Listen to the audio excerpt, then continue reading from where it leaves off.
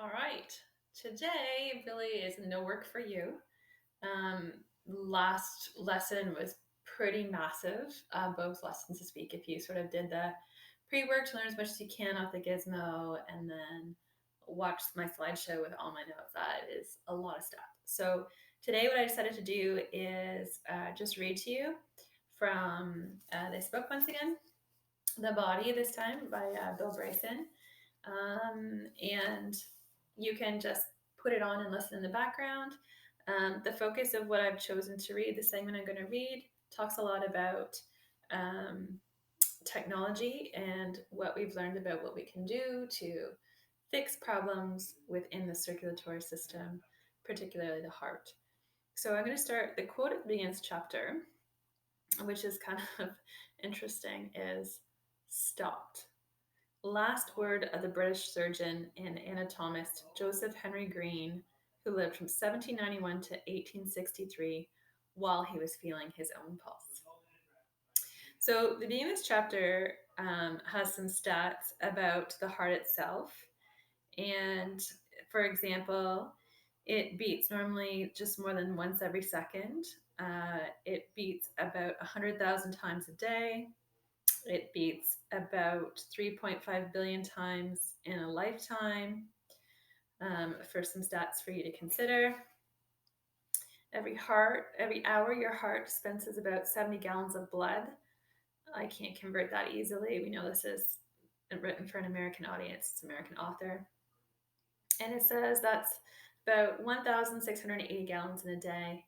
More gallons pushed through you in a day than you're likely to put in your car in a year.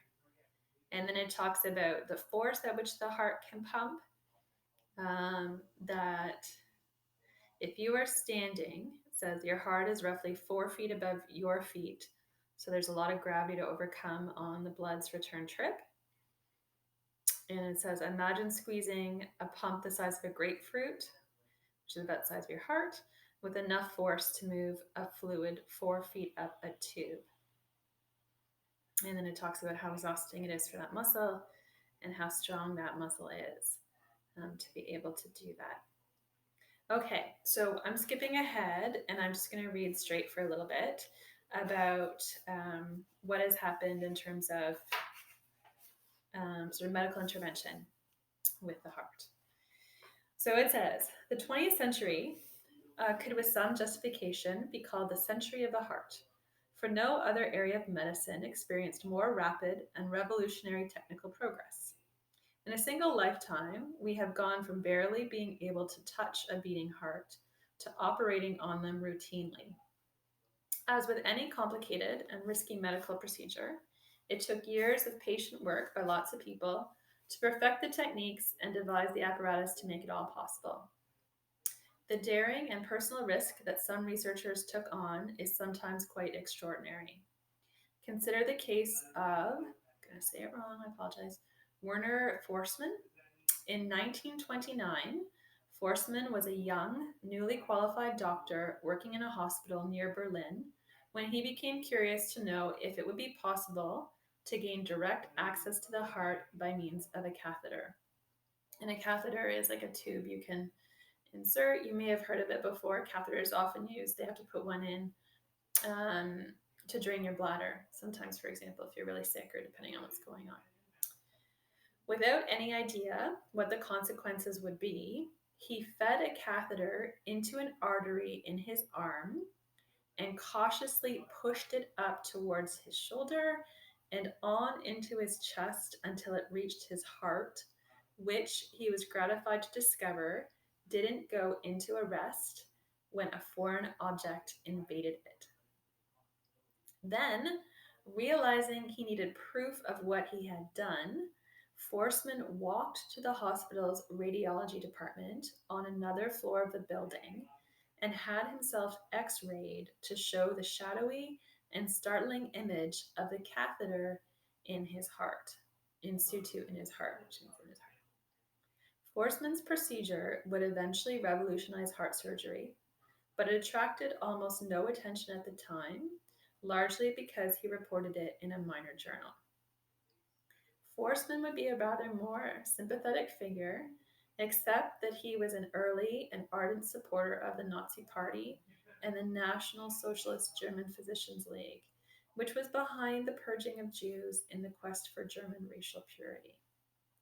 It's not entirely clear how much personal evil he engaged in during the Holocaust, but at the very least, he was philosophically despicable.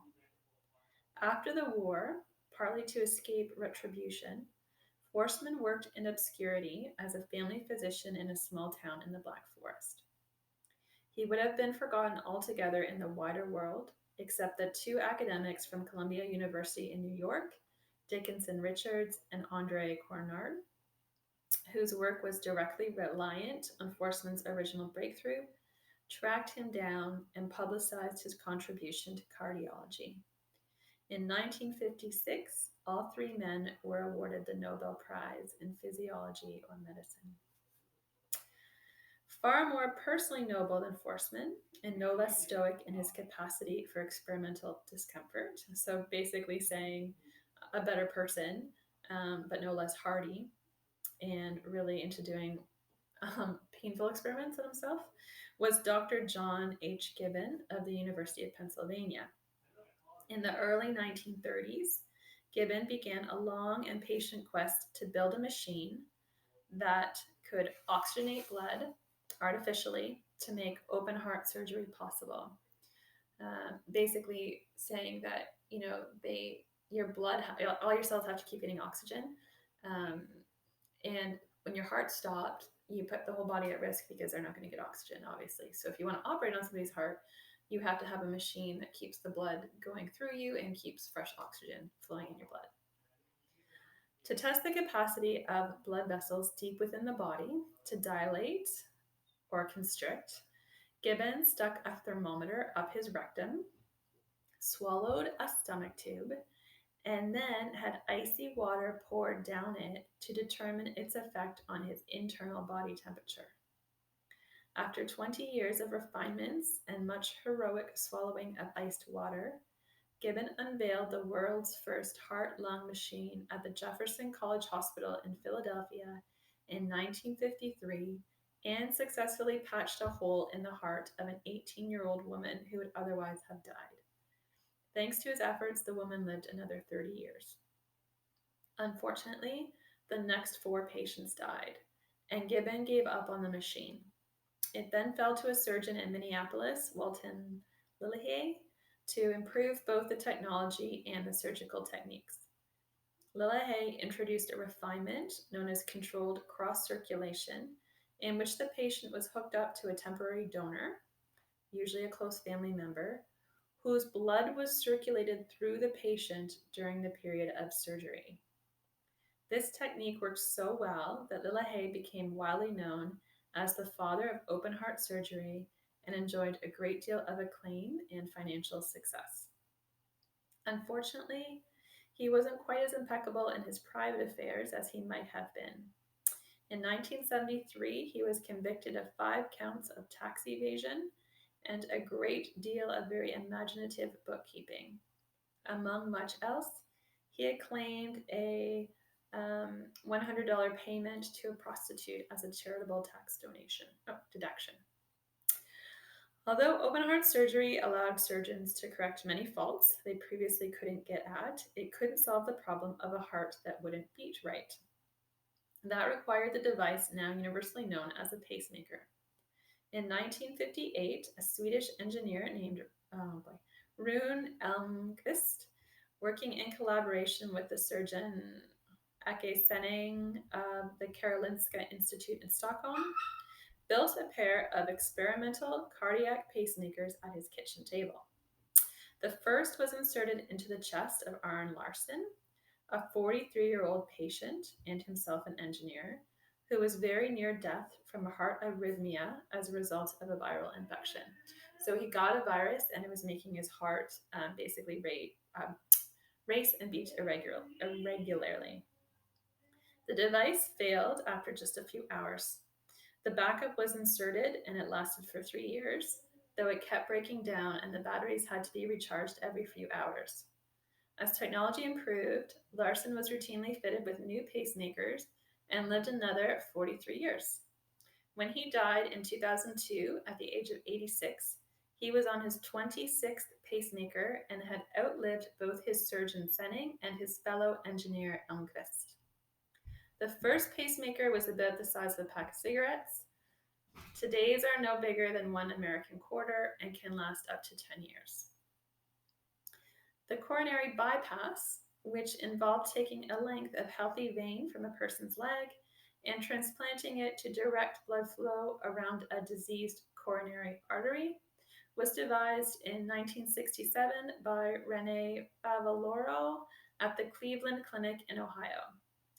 Favaloro's was a story at once inspiring and tragic. He grew up poor in Argentina and became the first member of his family to attain a higher education. Upon qualifying as a doctor, he spent 12 years working among the poor, but came to the United States in the 1960s to improve his skills. At the Cleveland Clinic, he was little more than a trainee at first, but quickly proved himself adept at heart surgery, and in 1967 invented the bypass. It was a comparatively simple but ingenious procedure, and it worked brilliantly. Favaloro's first patient, a man too ill to walk up a flight of stairs, recovered completely and lived another 30 years. Favaloro grew wealthy and celebrated, and in the twilight of his career decided to return home to Argentina to build a heart clinic and teaching hospital where doctors could be trained and needy people treated whether they could afford payment or not. All of this he achieved, but because of challenging economic conditions in Argentina, the hospital got into financial difficulties. The great dream was to transplant a heart, but in many places it faced a seemingly insurmountable obstacle. A person could not be declared dead until his heart had been stopped for a specific period, but that was all but certain to render the heart unusable for transplant.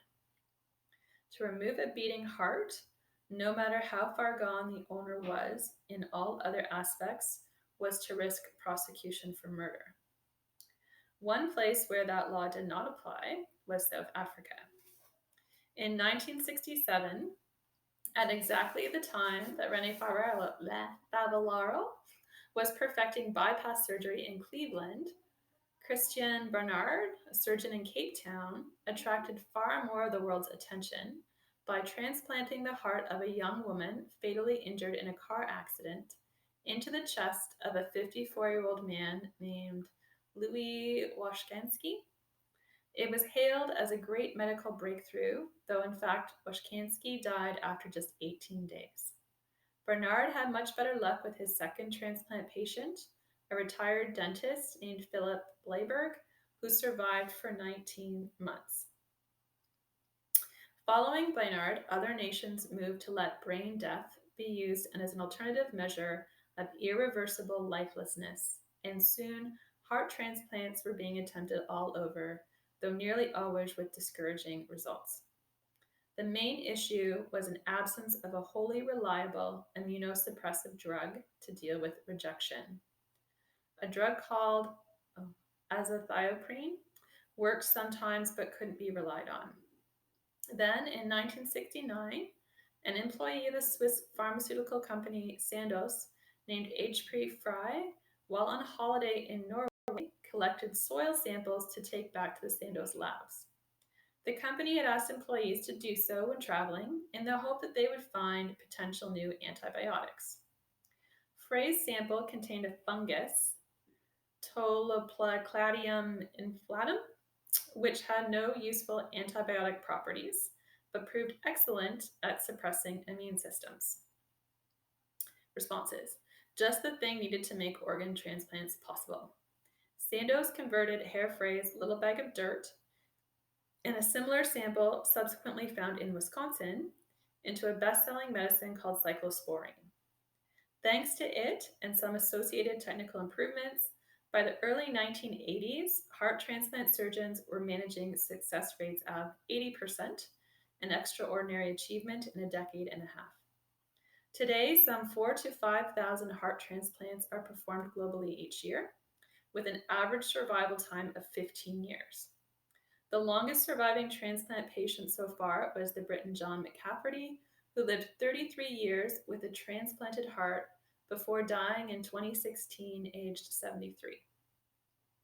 Incidentally, brain death turned out to be not as straightforward as originally thought. Some peripheral parts of the brain we now know may live on after all the rest has gone still. At the time of this writing, that is the issue at the center of a long running case involving a young woman in the United States who was declared brain dead in 2013, but who has continued to menstruate, a process that requires the functioning hypothalamus, very much a key part of the brain. The young woman's parents argue that anyone with even part of the brain functioning cannot reasonably be declared brain dead. As for Christian Bernard, the man who began it all, success rather went to his head. He traveled the world, dated movie stars like Sophia Loren, and became, in the words of someone who knew him, one of the world's great womanizers. Even worse for his reputation, he made a fortune claiming rejuvenation benefits for a range of cosmetics that he most assuredly knew were bogus. He died in 2001, age 78, of a heart attack in Cyprus. His reputation was never again quite what it had been. So this is just one piece. I mean, there's more, but I'm gonna stop there. I'm sure that's enough reading for now. We don't have much left. We have like a week and a half. So I've been trying to get in touch with you guys. Mostly by encouraging you to come to a Google Meet, but if you can, I'm just gonna find a way over the next week or two to reach out to you, whether it's email, probably phone calls better though. I'd like to have a conversation about what the end of the semester will look like for you in particular. So next week, we're going to take a brief look into another couple systems and then move into sort of rounding out and wrapping up our semester. So that's it for now. I hope you enjoyed this little change of pace here and maybe you made it all the way to the end. All right. Take care.